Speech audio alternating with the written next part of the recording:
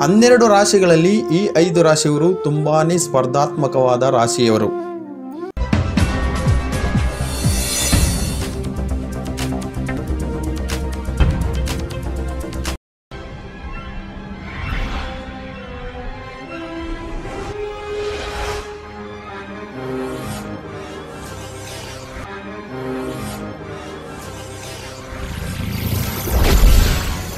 ಹುಟ್ಟಿದ ಗಳಿಗೆ, ದಿನಾಂಕ, ಸ್ಥಳ ಹೀಗೆ ಎಲ್ಲವನ್ನು ನೋಡಿಕೊಂಡು ವ್ಯಕ್ತಿಯೊಬ್ಬನ ಜನ್ಮಕುಂಡಲಿ ರಚಿಸಲಾಗುವುದು.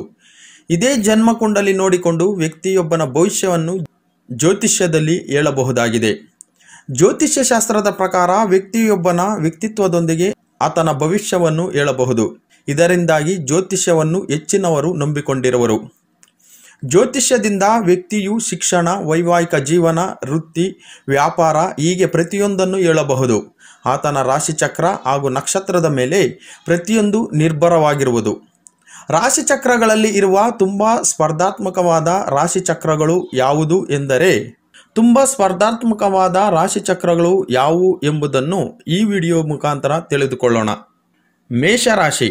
ಮೇಷರಾಶಿಯವರು ಪ್ರತಿಯೊಂದು ವಿಚಾರದ ಬಗ್ಗೆ ತುಂಬ ಸ್ಪರ್ಧಾತ್ಮಕವಾಗಿರುವರು. ಇವರು ಹೋಗುವಂತಹ ಪ್ರತಿಯೊಂದು ಕಡೆಯಲ್ಲೂ ಇವರ ಸ್ಪರ್ಧಾತ್ಮಕತೆಗೆ ಹೆಚ್ಚಿನ ಬಲವು ಸಿಗುವುದು.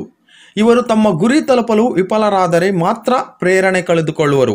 ಆದರೆ ಇದು ತುಂಬ ಅಪರೂಪವಾಗಿರುವುದು. ಸಂಪೂರ್ಣ ಶಕ್ತಿ ಮತ್ತು ತುಂಬ ಚುರುಕಾಗಿರುವಂತಹ ಮೇಷರಾಶಿಯವರು ಪ್ರತಿಯೊಂದು ವಿಚಾರದಲ್ಲೂ ತುಂಬ ಸ್ಪರ್ಧಾತ್ಮಕವಾಗಿರುವರು. ಇವರು ಕೆಲವೊಂದು ವಿಚಾರಗಳ ಬಗ್ಗೆ ಮಾತ್ರ ತುಂಬ ಗಂಭೀರವಾಗಿರುವರು. ಸಿಂಹರಾಶಿ. ಸಿಂಹರಾಶಿಯವರದ್ದು ಗೆಲ್ಲಬೇಕೆಂಬ ಸಾಮರ್ಥ್ಯ ಪ್ರದರ್ಶಿಸುವುದು, ನಿಮ್ಮನ್ನು ಸ್ಪರ್ಧಾತ್ಮಕವಾಗಿರಲು ಪ್ರೇರೇಪಿಸುವುದು, ಗುರಿಯಿಂದ ದೂರವಿರುವುದು ನಿಮ್ಮ ಪ್ರೇರಣೆ ಕುಂದಿಸಲಿದೆ ಮತ್ತು ನಿಮ್ಮ ಅಹಂಗೆ ಅದರಿಂದ ಆಹಾರ ಸಿಗದೇ ಇರಬಹುದು.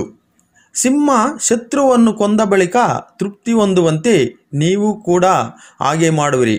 ಯಾವುದೂ ಕೂಡ ನಿಮ್ಮನ್ನು ನಿಯಂತ್ರಿಸಲು ಅಥವಾ ಅಧಿಕಾರ ಸಾಧಿಸಲು ಆಗಲ್ಲ. ನಿಮ್ಮ ಮನಸ್ಸಿಗೆ ನೀವೇ ಅಧಿಪತಿ.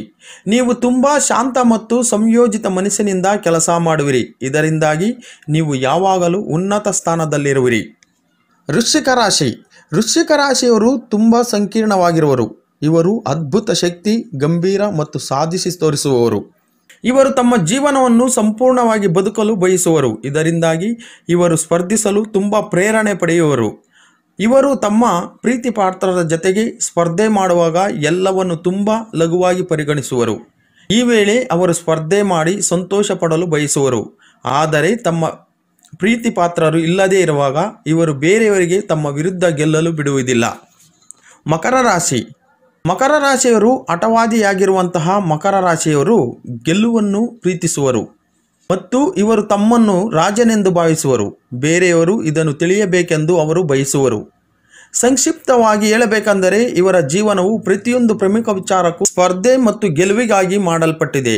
ಇವರಿಗೆ ಸಂಬಂಧಪಡದೇ ಇರುವ ವಿಚಾರದ ಬಗ್ಗೆ ಹೆಚ್ಚು ಚಿಂತೆ ಮಾಡುವುದಿಲ್ಲ. ಬೇರೆಯವರ ಸಲಹೆಯಿಂದ ಪರಿಣಾಮವಾಗದ ಇವರು ಯಾವಾಗಲೂ ಗೆಲುವಿಗಾಗಿ ಆಡುವರು. ಕುಂಭರಾಶಿ. ಕುಂಭರಾಶಿಯವರು ನಿಮ್ಮೊಂದಿಗೆ ಯಾವಾಗ ಸ್ಪರ್ಧಿಸುತ್ತಿದ್ದಾರೆ ಎಂದು ಊಹಿಸುವುದು ತುಂಬ ಕಠಿಣ. ಕೆಲವೊಂದು ಸಂದರ್ಭದಲ್ಲಿ ಖುದ್ದು ಕುಂಭರಾಶಿಯವರಿಗೆ ಕೂಡ ತಾವು ಸ್ಪರ್ಧೆಯಲ್ಲಿ ಯಾವಾಗ ಭಾಗಿಯಾದೆವು ಎಂದು ತಿಳಿದಿರಲ್ಲ ಮತ್ತು ತಮ್ಮನ್ನು ಸ್ಪರ್ಧೆಯ ಹಿಂದಕ್ಕೆ ಕೊಂಡೊಯ್ಯುವುದನ್ನು ಕಡೆಗಣಿಸುವಾಗ ಮಾತ್ರ ಅವರಿಗೆ ಇದು ಮನವರಿಕೆಯಾಗುವುದು. ಇವರು ಉತ್ತಮ ಮತ್ತು ಪರಿಪೂರ್ಣರಾಗುವ ಆಕಾಂಕ್ಷೆಯನ್ನು ಗುಪ್ತವಾಗಿ ಇಟ್ಟುಕೊಂಡಿರುವರು. ಈ ಆಕಾಂಕ್ಷೆಯಿಂದಾಗಿ ಸ್ಪರ್ಧೆಗೆ ಬೀಳುವರು. ಆದರೆ ಗೆಲುವಿನ ಉದ್ದೇಶ ತಮ್ಮಲ್ಲಿರುವಂತಹ ಪ್ರತಿಭೆಯನ್ನು ತೋರಿಸುವಂತಹ ಆಕಾಂಕ್ಷೆಯಾಗಿರುವುದಿಲ್ಲ. ಗೆಲುವು ಅವರಿಗೆ ತೃಪ್ತಿ ಉಂಟು ಮಾಡುವುದು. ಮಕ್ಕಳಲ್ಲಿ ಬುದ್ಧಿಶಕ್ತಿ ಏನೇ ಮಾಡಿದ್ರೂ ಸಹ ಹೆಚ್ಚಿಗೆ ಆಗ್ತಿಲ್ಲ ಅನ್ನೋರು ಶಾಸ್ತ್ರದ ಪ್ರಕಾರ ಈ ಸುಲಭ ಪರಿಹಾರವನ್ನು ಮಾಡಿಕೊಳ್ಳಿ. ಅನಾದಿ ಕಾಲದಿಂದಲೂ ನಮ್ಮ ಹಿರಿಯರು ಬ್ರಾಹ್ಮಿ ಪುಡಿ ಅಥವಾ ಸರಸ್ವತಿ ಪುಡಿಯನ್ನು ಹಾಗೂ ಇನ್ನು ಕೆಲವು ಗಿಡಮೂಲಿಕೆಗಳಿಂದ ತಯಾರಿಸಿದ ಪುಡಿಯನ್ನು ಜೇನುತುಪ್ಪದಲ್ಲಿ ಬೆರೆಸಿ ಮಕ್ಕಳಿಗೆ ನೀಡುತ್ತಿದ್ದರು.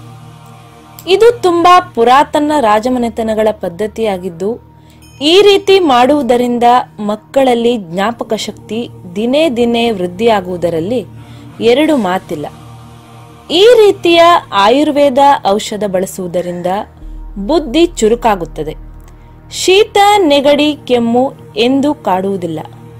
ಮಕ್ಕಳಲ್ಲಿ ಹಸಿವೆಯನ್ನು ಹೆಚ್ಚಿಸುತ್ತದೆ.